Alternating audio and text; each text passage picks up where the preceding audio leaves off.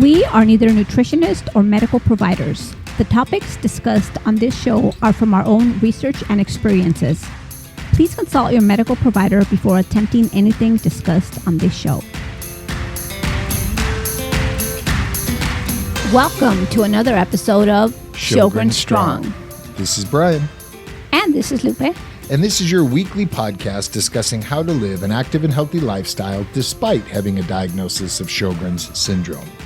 So this week we're going to talk about chronic illness and anxiety.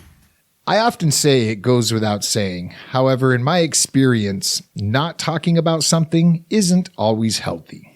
Brian and I have been discussing doing an episode on anxiety for a long time now, and here we are giving it a go. So in doing some research for this episode, I came across a cool article that actually talked about the anxiety that a caretaker might feel. And I felt it important to include it in this episode because I know a lot of you share this with those in your circle that might be in a position that helps you or takes care of you or helps you on any level, even if it's just emotional support. And I don't really consider myself a caretaker. Lupe is quite capable of taking care of herself. Well, she might like me to do everything for her. However, I do. This tugged at my heartstrings because I do love and care for my wife a lot. And I do as much as I possibly can to help her get through her day in as comfortable of a manner as possible. So we included this. And Brian, I'd like to take this opportunity to say thank you very much. I really appreciate you because you do a lot for me. You said do. Yeah. I love you too, Preciosa. Okay, so let's start by defining anxiety. Intense, excessive, and persistent worry and fear about everyday situations. Fast heart rate, rapid breathing, sweating, and feeling tired may occur. So, for example, I want to talk about losing Dr. Reba a couple of years ago. Dr. Reba, he was my first rheumatologist, and I received a letter in the mail a few years ago. It's actually almost going to be the 2-year anniversary of his death. And I received that letter in the mail, and I just lost it. And I never thought that I would cry for a doctor and mourn a doctor, but I did. And that caused a level of anxiety in her. First, she's going through the grieving process. Secondly, reality sets in and the anxiety of having to find not only a new rheumatologist, but a rheumatologist when the bar had been set so high by Dr. Reba. And to the caretaker side of it, I started getting anxious because she's feeling anxious about having to find a new doctor. And I know she's struggling. She's struggling emotionally, which is causing or helping to cause physical pain. It's this cycle that's a tragedy like that puts us in. I just didn't know what I was going to do, without him. Who am I going to go to? Who's going to care about me like he did? You know, when I go to the doctor and get labs, my veins collapse. So that makes me anxious. You know, even though I know what to do, for example, I drank a lot of water the day prior, you know, to the point that you have to get up a million times a night to go pee because you drank so much water. I mean, just that kind of stuff. To the point of labs. When she has a lab appointment coming up, she's what's called a hard stick. Her veins will collapse. And Dr. Reba took the time to talk to her about that and explained to her to hydrate and get some electrolytes in you the day before your labs, and you'll be an easier stick. And that advice has stopped her from getting poked 4 and 5 times to they're pretty much getting at first pull if she takes that advice. So they would poke me on both arms, inner elbows, haha. And then my veins would collapse. So they would get my hand, and that's extremely painful. So, I mean, Dr. Reba told me a lot of things. He said, what are you wearing when you go to the lab? Are you wearing a jacket? You need to wear a jacket, maybe gloves, keep your body warm and pump your hands, and all that stuff. It's just stuck with me. But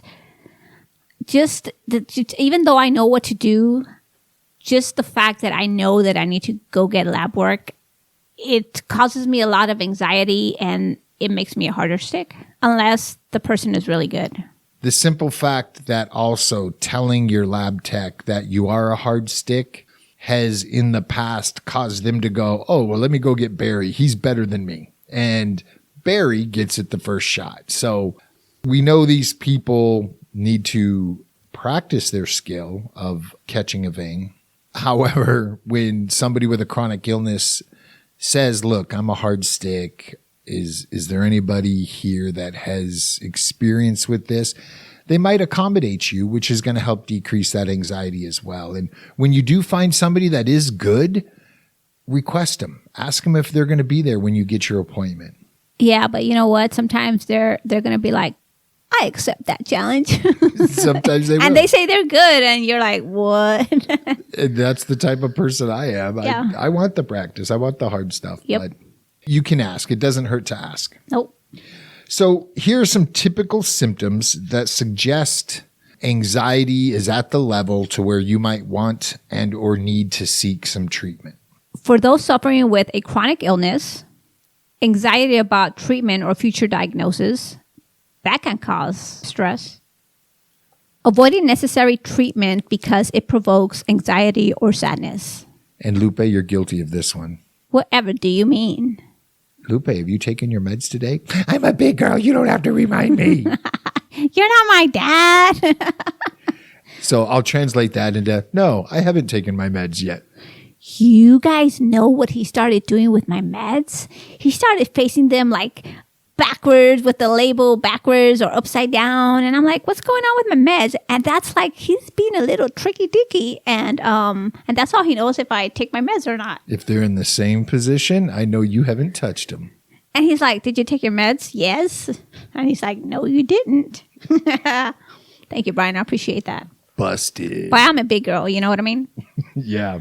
Repetitive nightmares or intrusive thoughts about diagnosis or treatment of your medical condition. Inability to sleep due to stress about your condition. So for me, let's say sleep. Sometimes I could sleep on command. Sometimes I fall asleep on the phone. As I've mentioned before, if I'm on Facebook, I friend people. Next thing you know, they accept me. And I'm like, what the heck? When did I request you? But sometimes I just fall asleep on command. Brian's talking to me. He faces another direction, turns back and looks at me, and I'm sleeping. And I can't believe it, but it's true. Other times I can't sleep. Okay, one time, and actually not too long ago, I didn't sleep for 2 nights. And I was like a zombie at work. Because I still go to work, not really functional, but my point is sometimes I can't sleep. Anxiety about not properly following the treatment regimen. Inability to talk to others about how you feel about your condition. For example, not a lot of people know about my condition. For example, I have a new job and I do not talk to anybody about having Sjogren's because for me, I feel like that becomes who I am. A couple of friends that I've told, I don't know if I want to go there, but if you tell somebody, they'll always ask you, are you okay? Are you okay? And it's like, I'm fine. I don't want to talk about it because again, it becomes who you are. You lose your identity if you tell people. Avoiding of socializing because of your condition.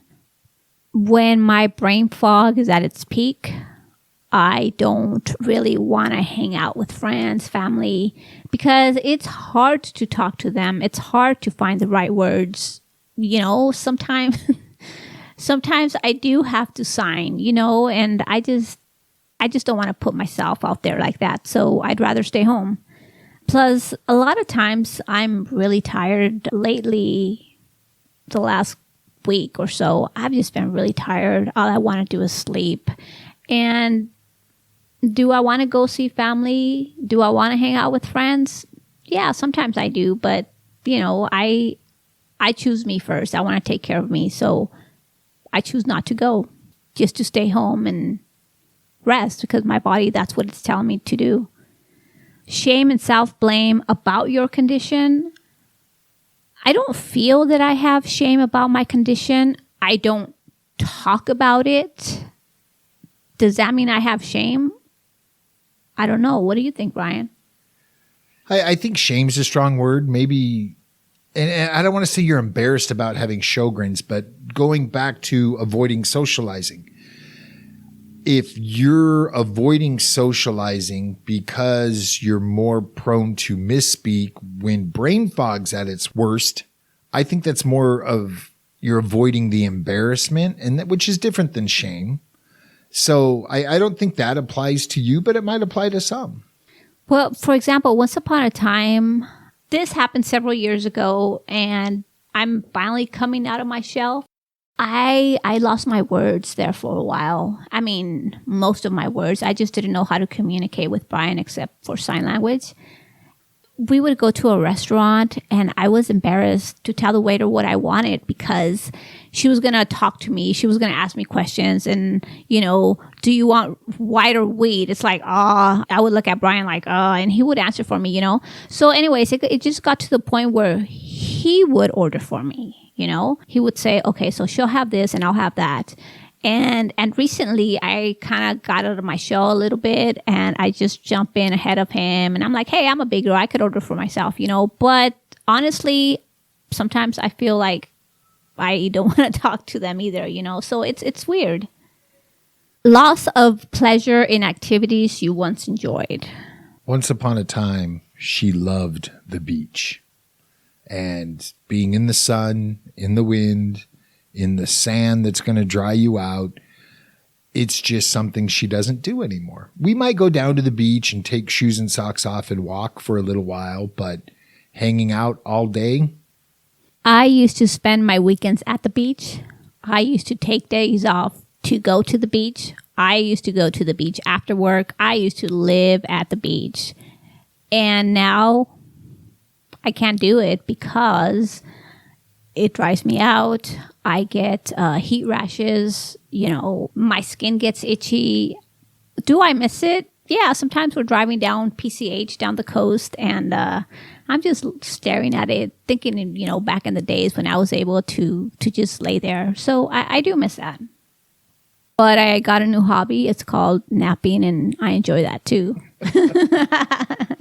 But we do go hiking, and depending on where you hike, you're under the trees. So, yeah, her favorite hikes are along a water source like a stream or a river where there's lots of growth, lots of trees. It's cool and damp. And she does better in those situations than, at our local regional park. Peters Canyon doesn't offer much shade or in the desert. We can't do a lot at, some of the foothills and in the higher elevations because of the lack of greenery. And especially right now with this heat, it's like 90 degrees. I stepped out for lunch from my office to my car about 10 feet from the door. By the time I got to my car, I was sweating, so I just can't do it. Which brings us to our last. Chronic irritability. She swears she doesn't have this. I don't. And because a happy life is a happy wife, I'm going to agree with her. Whatever do you mean? Please email me, brian@sjogrenstrong.com, and we can talk about this one offline. Come on now. Are you saying I'm making your life miserable sometimes? Not at all. So I'm going to run down a short list for caretakers feeling or experiencing increased anxiety when they are helping somebody with a chronic illness. Avoiding pleasurable or meaningful activities because you feel guilty about taking time away from the one you love. Inability to sleep. Anxiety about falling short with care or encouragement. And this one, I wanted to highlight because some mornings, in the morning, she gets up, bathroom light comes on, the dogs go over to the door and lay down because they want to be with mom. I know she's awake. Therefore, that triggers me to go make her tea. Well, sometimes I'm on the phone working or a news story's on and I forget to start the tea. Well, when I start the tea, when it ends, it clicks. When the water's hot, it clicks off. So I now know it's time to make the tea. And then I typically go outside, clean up after the dogs, come back in. It's time to give her her tea. And if that's disrupted, I forget to give her her tea. And then I truly feel bad in the morning because that's her first cup of hydration in the morning. And when I forget, I do feel bad. So, you know what's weird about that? Sometimes when you do forget, muscle memory, I just reach for something. And it's not there. It's not there, which is really weird. If she were really irritable, she would say something, but she doesn't do that. Shame on you, Brian. No, I don't do that because you know why? I appreciate the fact that you do it and you don't have to. So I'm not gonna throw punch you because you don't bring me my tea. So I do feel anxiety when she has upcoming appointments. For example, she has labs tomorrow. So I know this evening I'm going to be watching her fluid intake like a hawk, making sure she's getting electrolytes and just trying to drown her with fluids this evening. So she's an easier stick tomorrow. And she's going to be anxious because she has labs tomorrow and I'm anxious and the dogs go crazy because they feel the anxiety and it's just going to be an awesome evening. But that's, anxiety about future treatments for that individual with chronic care. You may feel some anxiety as well for the examples I just shared. Inability to enjoy activities you once found pleasurable. We don't get up to the desert as much as we used to because the desert's pretty inhospitable. And with Sjogren's, it's that much worse for her. I enjoy the desert. I was stationed in the desert for years, and I think the desert has a beauty. Last time we went, I think, was late in the afternoon, and we stayed late, actually early into the next morning doing some night photography. And that's doable until it gets too cold. And then, she starts to ache. So the Jeep's running and the heater's on and she's bundled up. The desert's just something I don't get to do as much as I'd like to do anymore, but it's okay. I love my wife more than the desert. Well, when it's too hot during the day, I feel like I can't breathe. Well, why is that? I have to get like a wet cloth. It's just dry air, super dry air. Yeah, I just feel it's kind of scary to me because I feel like I can't breathe. And it gets hot, I get tired, I get sleepy. But when it's cold, my body aches. So what do? Darned if we do, darned if we don't. Yeah. All right, so to wrap this up, we're going to talk about some tips and tricks to help deal with anxiety. And to preface that, we are not medical professionals. Seek counsel of your medical professionals. Absolutely. Exercise. Have you tried yoga? And I'm sure you guys have heard us say that before, but we went through 5-6 week period where everybody was like, try yoga. The dentist, try yoga. The doctor, try yoga. Friends, try yoga. It's like yoga fixes everything. I mean, yes, yoga is good for you because you stretch, you feel better. I've done yoga in the past and yes, I do feel better, but yoga can't fix chronic illness. Yoga can't fix my dry eyes. It just kind of became an inside joke for us. So if you hear us say try yoga, you now know why. So now every time we're going through something, try yoga. That's our thing. Find a support group. Surround yourself with positive people and try to avoid negativity, which we know sometimes it's hard. And I'm going to jump in here with buddy check. And we're going to talk about this in detail a little more. In the military, we did what was called a buddy check. You checked on your buddy. You had a battle buddy. And his physical, mental well-being in totality was your responsibility and vice versa. So finding your buddy and reaching out to them from time to time is what the whole buddy check thing is about. You know what else you could do? You could find a cool podcast that focuses on positivity. What's that podcast called? It's called Sjogren Strong. Hey, life does get the better of us from time to time, but we are doing our best to keep this show upbeat and positive.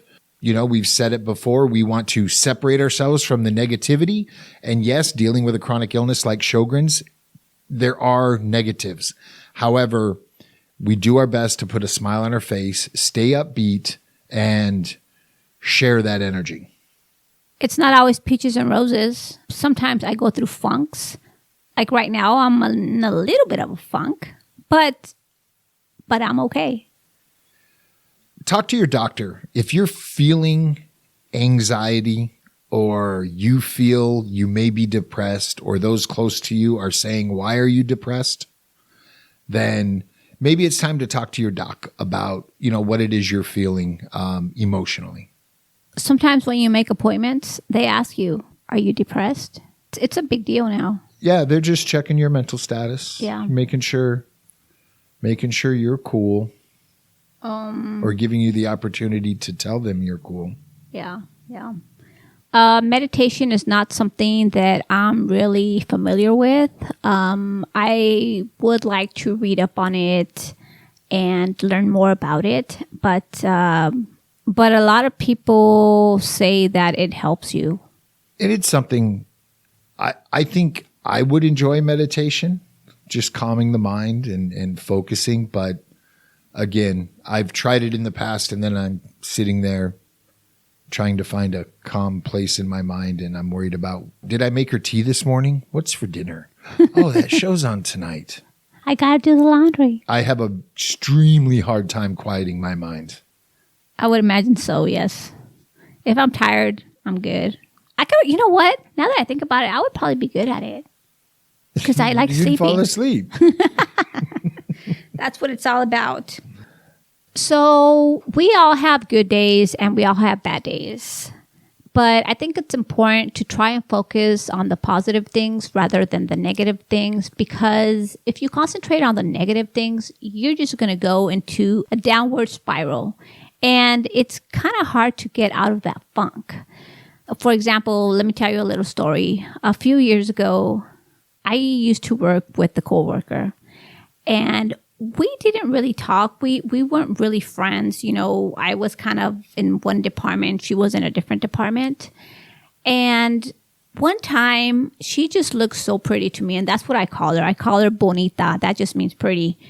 So I just went up to her and I said, oh my God, you look so pretty today. I said, you look so bonita today, And I just wanted to tell you. And she's like, oh, thank you. And that was that. Didn't think of it. We actually became friends later on, and we actually, hung out together, went hiking. And she told me out of nowhere, she said, I wanted to tell you something. Remember a long time ago when you came up to me and you said, you called me bonita? I said, yes. And she said, I was in such a bad place that day, and your comment just went a long way for me. It made me feel better about myself, So, and that just put a smile on my face, because you don't know who you're inspiring. You just don't know. So if you feel something, say something.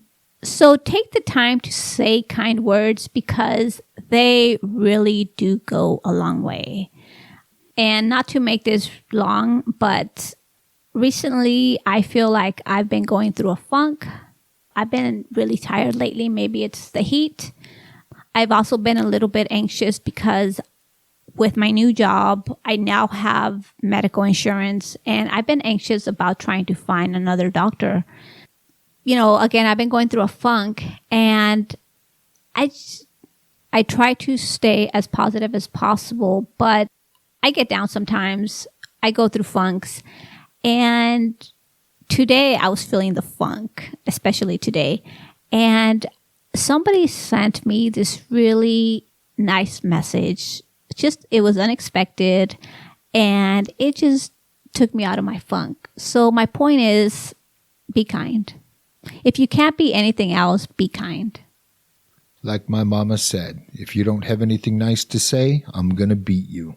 Well, spread positivity if possible, because you just never know who you could help out. And on that note, I want to take the time to say thank you to everybody who listens and has shared and takes the time to comment on this show, on posts across the social media platforms we utilize. We truly appreciate you, and we do this for you and the community in which we're building. And jump in on Facebook, join the Living Sjogren Strong Facebook group. We would love to have you there. The more the merrier. And it's a great place to just jump in and say some kind words about somebody. That's what we're about. That's what we want to spread. Until next time, sip constantly and stay hydrated.